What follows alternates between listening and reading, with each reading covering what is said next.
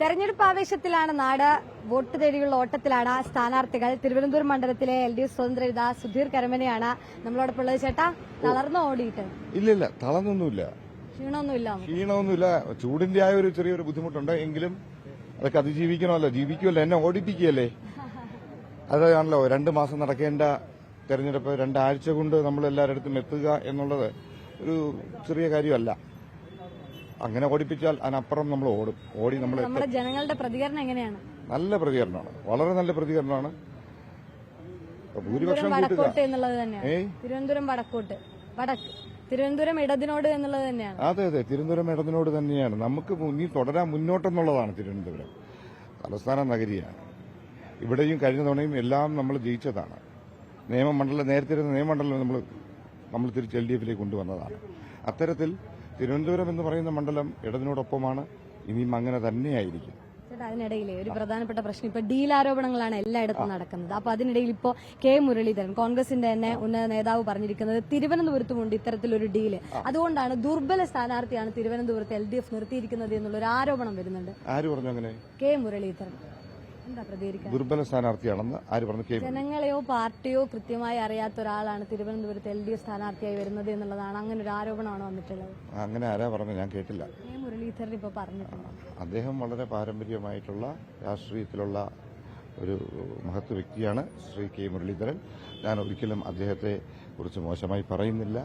അതാണ് എന്റെ ഒരു പ്രത്യേകത. ആരെക്കുറിച്ചും മോശമായി പറയുന്ന ഒരു സിസ്റ്റം ഞാൻ പഠിച്ചിട്ടില്ല, ഞാൻ പറയത്തുമില്ല. പിന്നെ എന്നെ സംബന്ധിച്ചിടത്തോളം എന്റെ കലാലയ ജീവിതം ആരംഭിക്കുന്നത് 1987-ലാണ്. അന്നു മുതൽ തുടങ്ങിയ സാംസ്കാരിക രാഷ്ട്രീയ പ്രവർത്തനമാണ്. വിദ്യാഭ്യാസം എന്ന് പറയുന്നത് ഏറ്റവും ഉന്നതമായ ഒരു പ്രവൃത്തിയാണ് എന്ന് മനസ്സിലാക്കിക്കൊണ്ട് വിദ്യാഭ്യാസം പൂർത്തിയാക്കുന്നതിന് ശേഷമാണ്, അല്ലെങ്കിൽ അതിനോടൊപ്പമാണ് ഞാൻ രാഷ്ട്രീയവുമായി മുന്നോട്ട് പോയത്.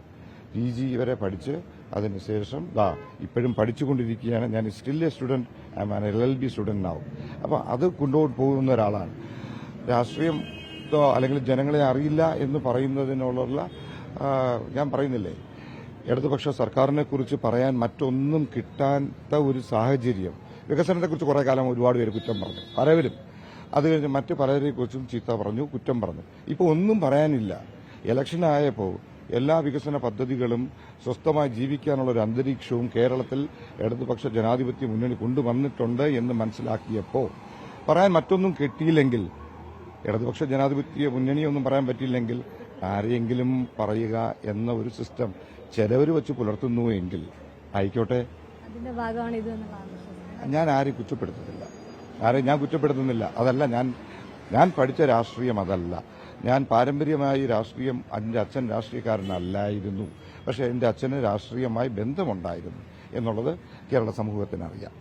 ഞാൻ കുറ്റപ്പെടുത്തില്ല, ആരെയും കുറ്റപ്പെടുത്തില്ല. ജനങ്ങൾക്ക് ഏതായാലും സുധീർ കരമന അന്യനാണോ രാഷ്ട്രീയം അറിയാമോ എന്നുള്ളത് തെളിയിക്കട്ടെ. പ്രചരണത്തിന് ഇറങ്ങുമ്പോൾ എന്താണ് നമ്മൾ പ്രധാനമായും മുന്നോട്ട് വെക്കുന്നത്? ഈ വികസനമാണ് ചിലയിടത്ത് ഇവർ പറയുന്നത്. അപ്പൊ നമ്മൾക്ക് ഈ വികസന തുടർച്ച ഉണ്ടാകും എന്നുള്ളതാണ്. അതെ, വികസനം തന്നെയാണ്. ഈ വികസനം എന്ന് പറയുന്നതിന് ഞാൻ പറയുന്നത് ഏറ്റവും പ്രധാനപ്പെട്ട ഒരു കാര്യം, വികസനം എല്ലാവരും നല്ല സുഖമായി ജീവിച്ചുകൊണ്ടിരിക്കുമ്പോൾ അത് കുറെ കാലം അതിനെ എതിർത്തുകൊണ്ടാണ് UDFും മറ്റുള്ള ഇതര പാർട്ടിക്കാർ പറഞ്ഞുകൊണ്ടിരുന്നത്. ഇപ്പൊ അത് പറയാൻ വയ്യ, ആർക്കും മിണ്ടാൻ വയ്യ. ആ ഒരു അവസ്ഥയിലേക്ക് പോയി.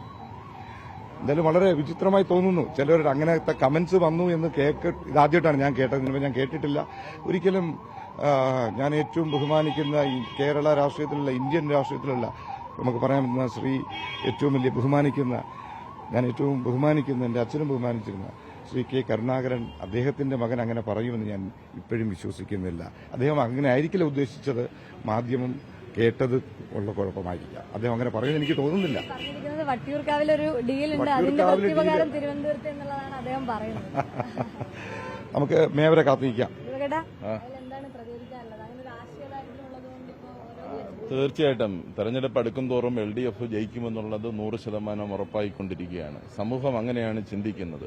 നാട്ടിലെ വികസനവും ക്ഷേമപ്രവർത്തനങ്ങളും നമ്മുടെ രാജ്യത്തിനകത്ത് ജനങ്ങൾ അക്സെപ്റ്റ് ചെയ്യുകയാണ് ചെയ്യുന്നത്. ഒരു 3ാം പിണറായി സർക്കാർ വരണമെന്നുള്ളത് ജനം ആഗ്രഹിക്കുകയാണ് ചെയ്യുന്നത്. അപ്പോൾ മറിച്ച് ഒന്നും പറയാനായിട്ടില്ല, ഒരു ആക്ഷേപമായിട്ടോ മറ്റോ ഒന്നും പറയാനില്ലാതെ വരുമ്പോഴത്തേക്ക് നമ്മുടെ കേരളത്തിനകത്ത് ഈ BJPയും കോൺഗ്രസും നടത്തുന്ന ഡീല് നമുക്ക് പരസ്യമായിട്ട് അറിയാവുന്നതാണ്.